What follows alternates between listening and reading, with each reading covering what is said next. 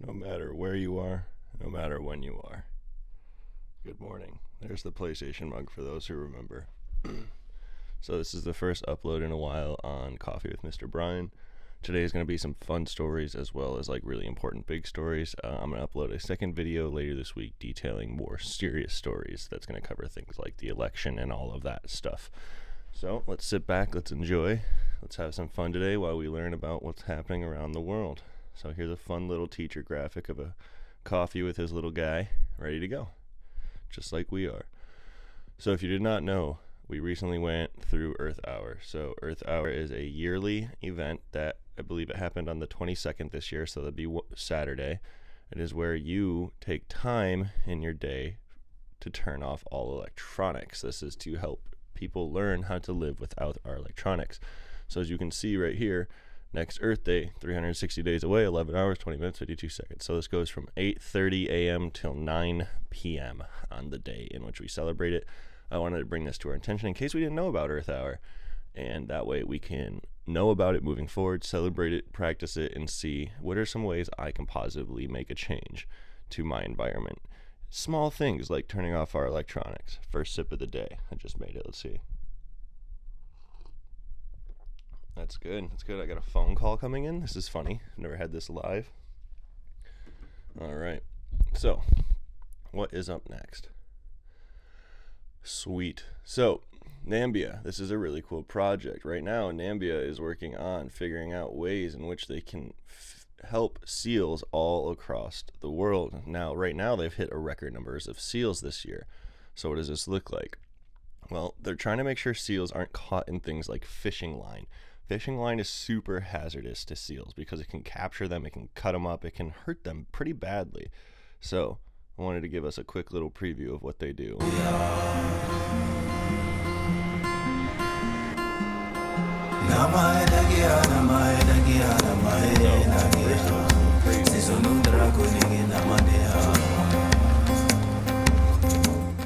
Sorry about that volume.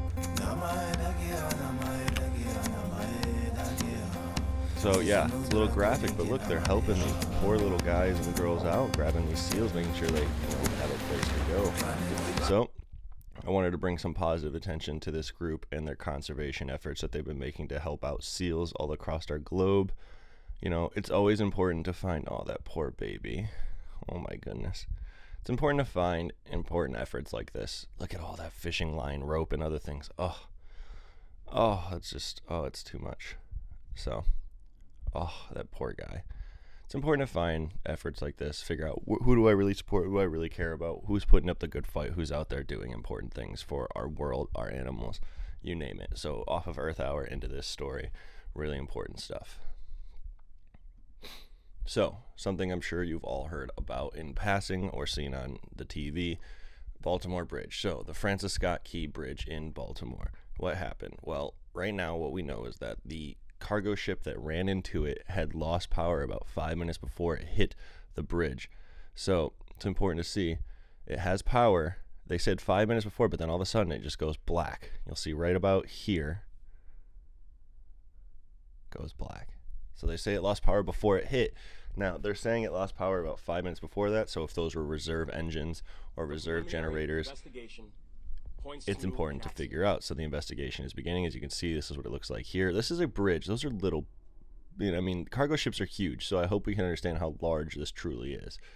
So as of right now, it's important to understand that there were people who were injured, about 8 people.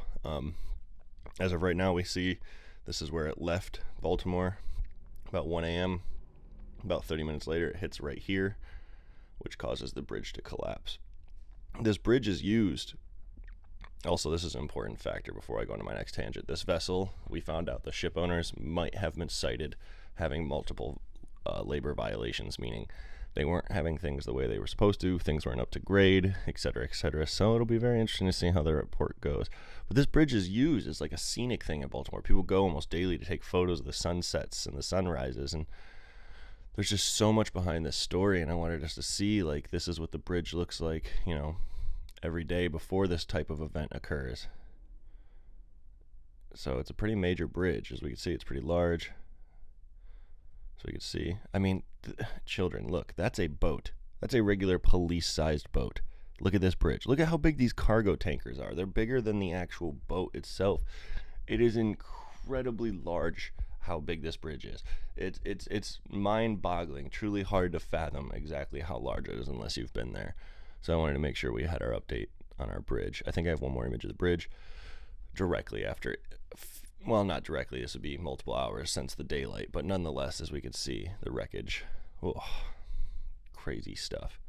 All right, on to some less serious news. So, as you all know, baseball. Love baseball. Love baseball. I got baseballs over there. Like, it's a little tiger guy, little bobblehead, little Detroit glass, Lansing Lugnuts baseball. So what's going on? Imagine you're the world's biggest sports star at the moment. Imagine you make $700 million. $700 million. And you get that over the course of 10 years. And you decide, you know what, I only want that massive amount of money in my last 2 years of my contract with my team. So in other words, I'm getting $2 million a year from my team. Shohei Otani, the person we're talking about, is also the poster boy, the signature athlete, the main face of New Balance baseball. So it's unknown how much money he makes there. Plus other sponsors from his bat sponsors, food sponsors, drink sponsors, clothing sponsors, you name it. It's unknown how much money he has. Well, he's from Japan, so he has his interpreter. That's the gentleman standing right here to his left. So Otani's on the right, his interpreter's on the left. Him and his interpreter have known each other since, I believe, high school times, maybe a little bit after. They came to America together. They got all of their jobs together. They're pretty much best friends. If you watch interviews, if you watch them hanging out, these two are genuinely good friends. And it's really interesting to see in which way this story goes, because we see so often in, whether it's media or sports, people like this taking advantage of people who have a lot of money or a lot of clout. So Shohei Otani goes under investigation about, 10 days now. 10 days ago, people noticed a massive amount of money at first. I think it was only like $5 million missing from his accounts. And it's suspected that it was spent on gambling, sports gambling, which is legal if you're an American citizen over the age of 18. Shohei is not an American citizen, so it becomes a lot more difficult and actually illegal for him and his interpreter to do so. So what ends up happening is more days pass by. People are guessing, okay, well, the interpreter was probably stealing money from Shohei and betting under Shohei's name, or vice versa, where the interpreter was stealing money and putting the bets under a fake name to make sure that they aren't getting caught. It comes out now, we're talking like $500 million. Of the contract potentially missing out, and we learned it's like $10 million have been betted. The numbers get insane with how much money is being spent over these accusation and charges. We don't know exactly how many millions. We have some betting slips, but people are upset because the okay, here we go, centers on $4.5 million wire transferring. Boy, oh boy. That's a lot of money to be taken away from you. So people are trying to figure out, was it Otani? Was it the interpreter? Did the interpreter steal money? Did Otani let him have this money? Well, it turns out the interpreter also lied about where he went to college. He lied about where he had his first job. So there's a lot building against him, but people are really suspicious because the MLB won't investigate Otani. They won't start an investigation, so that makes a lot of people wonder, does the MLB have proof that Otani actually is the one betting illegally? Thusly, if they investigate him, he'll have to be kicked out of the league. Then they're kicking out their golden boy, both America, Japan. He's so popular in Japan, friends, that they kept the fact that he had a girlfriend that he was engaged to and eventually married a secret. The entire country of Japan kept the fact that he had a girlfriend secret from America. That's how highly respected he is in Japan. So that's probably why the MLB won't investigate this, and they're acting super weird about it all. But it is an interesting story that continues to develop, so it's for sure something I want to be checking in on constantly. Moving from baseball to baseball, as we all know, see-through pants, see-through shirts, Fanatics gets hired by Nike for $1 billion to make for the next 10 years the clothing. But look, see-through pants, see-through pants, see-through pants. Hey, Shohei Otani, we just talked about you. It's a crazy story.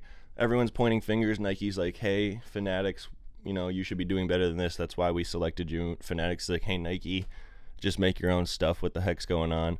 MLB saying, can we just please get jerseys and pants that our players can play in? This is all we have for the update. The players, some of them, actually not even some, most of them are wearing their pants from previous seasons, if they still have them. Some of them are trying to wear their jerseys from previous seasons, which they technically can't for a bunch of complicated reasons like merchandise sales, trading cards, and memorabilia, and it's all really dumb. Honestly, this story is so dumb. Just get it right. Let the boys play. It's ridiculous. Okay, TikTok friends, I'm sure you all have seen a bunch about this. People who love England, I'm sure you've seen a bunch about this, you Tory. No, I'm just joking. But Kate Middleton, one of the royal family. So obviously, when we talk about the royal family, a lot of people have conspiracies because of things like Princess Diana and the whole issue with her and the Queen, the death, etc., and all the conspiracy theories around that. So here's my Spark Notes version as somebody who's not on TikTok but has friends who likes to talk about drama. Kate Middleton's disappeared for months. People are like, where is she at? Eventually, people start guessing that she's dead. She's been kidnapped. All these dark, deep, gross things because conspiracy theories on the internet. Well, then the government leaks out a photo of her that apparently looks pretty darn photoshopped, is pretty darn doctored. Then they release a deepfake video. For those who don't know, a deepfake is an AI video trained to look like a person while a different person models and speaks, acting like that person. There was apparently, a huge quote-unquote, because I'm not trying to get sued by the English government, a doctored deepfake video of her talking in the park about how she's experiencing symptoms from cancer. So as a humanitarian, I'm going to believe that she's been hidden away. She probably, is featuring a really bad illness, and that might explain why she's been missing. But unfortunately, the media is going to continue doing what it does, creating stories and narratives that aren't true to get clicks, to get eyes, to get reads. So right now, the conspiracy theories are she's kidnapped, she's dead. Oh, the prince killed her, and they're going to cover it up in a few months by this fake cancer story coming out, and then it's going to come forward that she passed away from cancer. I don't know, kids. I'm not guessing. I'm not speculating. I'm giving us information about a crazy story that I didn't think would come to be in 2024, where we have surveillance on every corner of the earth almost. It's kind of mind-boggling. Now, I understand the English government has enough money to try to cover this stuff up, so this one's one of those we'll have to wait and see. As much as we all cannot stand that answer, we'll just have to wait and see. I should probably take a sip of coffee.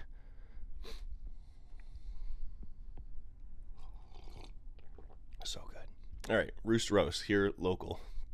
All right, so need to shout outs where they're deserved. If you did not know, Caitlin Clark blowing up records. I mean, kiddos. Now, men's and women's college basketball share records. So she didn't break women's basketball records. No, she broke basketball records, friends. Division 1, all-time scoring. Women's all-time scoring. 3 points a leader attempted. Offensive plus-minus. I mean, you can read. Big Ten all-time assistants. Iowa assistant leader. Most 3 points single season. Boys or girls. First division player to reach 1,000 points in 2 different seasons. What the heck? That one's insane.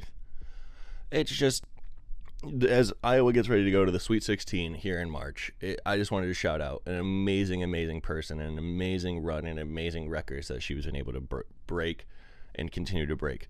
Keep on going, keep on trucking. Good job, girls. And lastly, volcano in Iceland. So we've talked a lot about this one in school, in class. Little update, it's still erupting, but check out. The volcano erupted over the Northern Lights, so you get the Northern Lights on top of a volcanic eruption in Iceland.